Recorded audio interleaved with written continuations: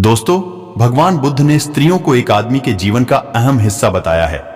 स्त्री को कभी भी अपमान नहीं करना चाहिए, स्त्री को हमेशा इज्जत देनी चाहिए। ये कहानी सुनने के बाद आप कभी भी अपने स्त्री को अपमान नहीं करोगे। वीडियो को लाइक और चैनल को सब्सक्राइब कर दीजिए, वीडियो को शेयर भी कर दीजिए। तो आइए वीडियो को स्टार्ट करते हैं। स्त्री का घर, इमोशनल कहानी। शादी के पहले 5 साल तक लता ने पूरी कोशिश की थी कि प्रशांत को बदला जाए, लेकिन फालतू का गुस्सा करना और बाद में लता को भला बुरा कहना, यह मानो जैसे उसकी आदत बन गई थी। कोई भी वाद विवाद होता तो प्रशांत सीधा लता को बोल देता, अगर मैं तुम्हें अच्छा नहीं लगता तो क्यों नहीं चली जाती हो, अपने मायके क्यों रहती हो, मेरे साथ तुम्हें कितनी बार बताया है, मेरे तैयार होने से पहले मेरा नाश्ता तैयार हो जाना चाहिए। शादी के 25 सालों बाद भी मुझे क्यों बार बार एक ही बात बतानी पड़ती है। लता, तुम्हें क्या है, तुम तो आराम से घर पर रहोगी, मुझे काम पर जाना पड़ता है। तुम हो कि हमेशा बेवकूफों जैसी हरकत करती हो।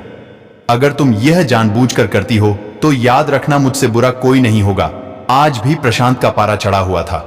इन कटु शब्दों में अपना गुस्सा उतारते हुए, गीला तौलिया कुर्सी पर फेंकते हुए प्रशांत गुस्से से लता की तरफ देखने लगा। लता के लिए प्रशांत का यह बेवजह का गुस्सा कोई नई बात नहीं थी। वह महीने में 3-4 बार ऐसे ही लता पर बरस पड़ता था।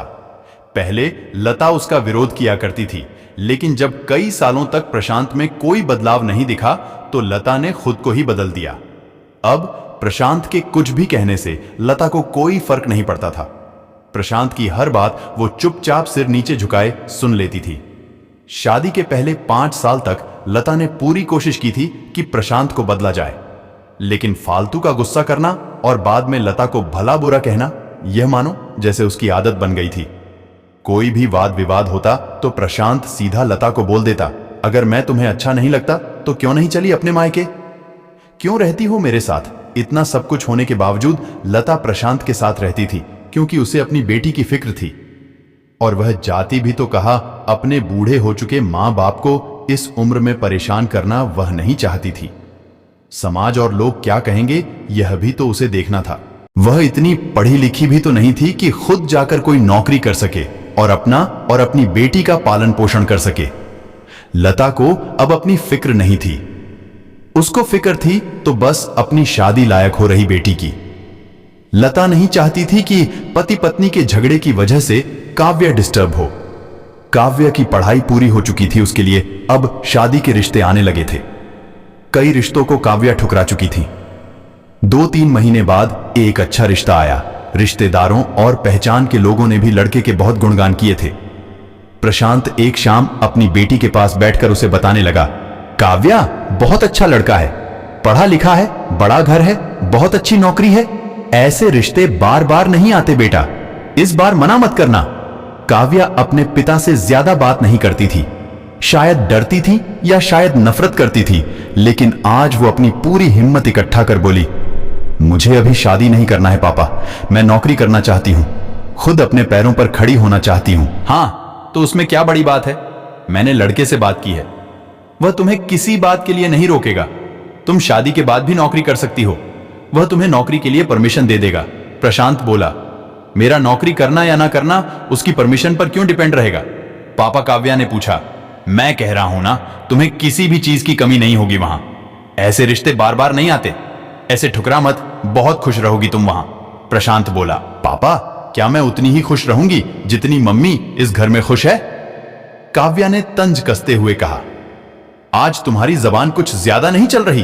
प्रशांत गुस्से से आंखें बड़ी करते हुए बोला, पापा मुझे शादी ही नहीं करनी है, क्योंकि शादी के बाद अगर वह लड़का आपके जैसा निकला तो मैं क्या करूंगी। मुझे आपके जैसा जीवन साथी नहीं चाहिए जो बिना बात के मुझ पर हमेशा चिल्लाए।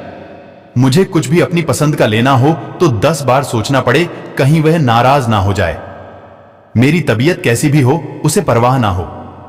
रोटी थोड़ी सी मोटी बन जाए तो घर सर पर उठा ले, उसकी चेकबुक ना मिले तो भी मेरा ही दोष निकालें, और हर छोटी मोटी बात पर मुझे मायके जाने के लिए कहे। काव्या ने अपना दिल खाली करते हुए पापा से सब कह दिया। प्रशांत का गुस्सा 7वें आसमान पर था, लेकिन उसके मुंह से एक भी शब्द नहीं फूट रहा था। वो काव्या की बातें सुन रहा था। काव्या उतना ही बोलकर चुप नहीं हुई, आज पहली बार वह अपने पापा के सामने इतना कुछ बोल रही थी। पापा, आपने मां के साथ हमेशा गलत व्यवहार किया है। आप अपने ऑफिस का गुस्सा बिना सोचे समझे मां पर उतार देते हैं। कभी इस बात की परवाह भी नहीं करते कि उन्हें कैसा लगता होगा। आपकी बातें सुन सुन मां ने अपना स्वाभिमान खो दिया। प्रशांत आज पहली बार अपने के बर्तावों को महसूस कर पा रहा था। वो इतना ही बोल पाया, जो तुम्हारा मन है वो करो। मैं तो इतना बुरा हूं ना। काव्या ने प्रशांत का हाथ पकड़ा और बोली, पापा, मुझे सिर्फ एक सवाल का जवाब दे दो। क्या आप चाहेंगे कि मेरा पति आपके जैसा हो? अगर आपका जवाब हां है तो कर दीजिए मेरा रिश्ता आज ही, और ना है तो मुझे आत्मनिर्भर बनने दीजिए। प्रशांत कुछ भी ना बोल पाया और वहां से चुपचाप बाहर चला गया। आज उसे लता के सामने जाने में शर्म आ रही थी। चलते चलते उसकी आंखों से आंसू बह रहे थे। प्रशांत ने आज से अपने आप को बदलने का निश्चय किया। अगले दिन से लता ने अपने पति में काफी बदलाव देखा। वह सोचने लगी कि जो हिम्मत काव्या ने दिखाई है, वह हिम्मत अगर मैं पहले ही दिखा देती तो शायद आज परिस्थिति कुछ और होती। अब काव्या पढ़ लिख कर अच्छी नौकरी करने लगी थी और 3 साल बाद उसके लिए एक अच्छा रिश्ता आया और उसकी विदाई पर प्रशांत बोला, बेटा, तू हमेशा खुश रहेगी क्योंकि तेरा पति तेरे बाप जैसा नहीं है।